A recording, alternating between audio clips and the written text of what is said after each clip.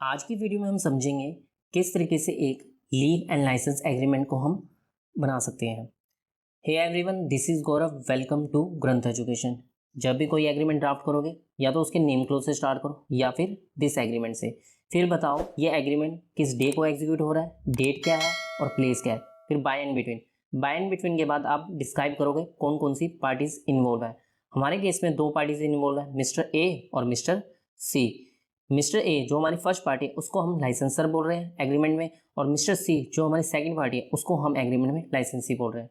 फिर आ रहा है वेयरएज। वेयरएज से स्टार्ट हो रहा है हमारा रिसाइटल पार्ट, जिसमें हम एक शॉर्ट समरी देंगे इस एग्रीमेंट को बनाने के पीछे हमारा क्या ऑब्जेक्टिव है।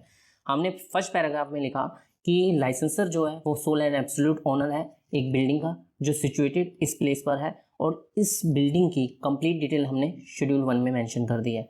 सेकंड पैराग्राफ में हमने लिखा कि जो लाइसेंसी ने अप्रोच कर रहा है लाइसेंसर को कि मुझे ये बिल्डिंग यूज़ करने दे अपने बिजनेस पर्पस के लिए थोड़े टाइम के लिए, और कौन सा बिजनेस यूज करना चाहता है लाइसेंसी उसकी डिटेल यहाँ मेंशन कर देंगे।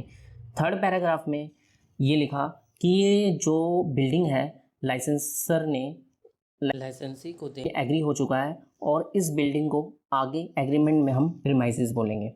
फिर आता है now this agreement witnesses as follows, यानी हमारा टेस्टेशन क्लोज स्टार्ट हो गया है। इसके फर्स्ट पैराग्राफ में हमने लिखा कि ये एग्रीमेंट कितने टाइम तक वैलिड है। हमने कहा ये 11 मंथ तक वैलिड है। और लाइसेंसर को कितना पे करेगा, हमने कहा पर्टिकुलर एक अमाउंट पे करेगा, और जो कि एडवांस में पे करेगा एक पर्टिकुलर डेट यहाँ पर मेंशन कर देंगे, हाँ भी 5th day of each month वो पे कर देगा। फिर थर्ड पैराग्राफ में लिखा ये रिस्ट्रिक्शन डाल रहे हैं इस पैराग्राफ में लाइसेंसी के ऊपर कि वो ये बिल्डिंग बस बिजनेस पर्पस के लिए यूज़ करेगा और किसी अदर पर्पस के लिए यूज़ नहीं करेगा। फोर्थ में लिखा जो भी इस प्रीमाइसेस से रिलेटेड कोई भी एक्सपेंसेस यानी कोई भी टैक्सेस अराइज होंगे वो कौन पे करेगा, वो लाइसेंसर पे करेगा। और कोई इलेक्ट्रिसिटी चार्जेस या वाटर कंजम्पशन चार्जेस जो भी होंगे वो कौन पे करेगा, लाइसेंसी पे करेगा। और 6th पैराग्राफ में हमने ये लिखा कोई भी मटेरियल अल्ट्रेशन अगर इस प्रीमाइसेस में लाइसेंसी करवाना चाहता है उससे पहले उसको परमिशन लेनी पड़ेगी लाइसेंसर की। और 7th पैराग्राफ में हमने लिखा कि लाइसेंसी जो है सबलेट नहीं कर सकता प्रॉपर्टी को, इस प्रॉपर्टी या प्रीमाइसेस को सबलेट नहीं कर सकता।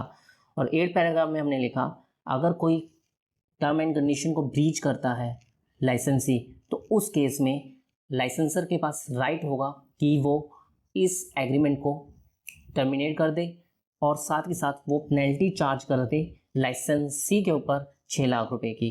फिर अगर कोई डिस्प्यूट दोनों पार्टीज़ के बीच में हो जाता है उस केस में केस रेफर किया जाएगा आर्बिट्रेटर को, और जिसको अपॉइंट करेंगे दोनों पार्टीज़ मिलकर, और उसका जो डिसीजन होगा आर्बिट्रेटर का जो अवार्ड दिया जाएगा वो फाइनल और बाइंडिंग होगा दोनों पार्टीज़ के ऊपर।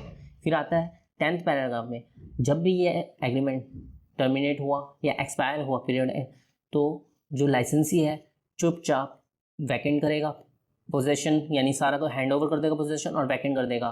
और अगर वो नहीं करता तो ये माना जाएगा वो ज़बरदस्ती कब्जा करे बैठा है इसके ऊपर प्रीमाइसेस के ऊपर।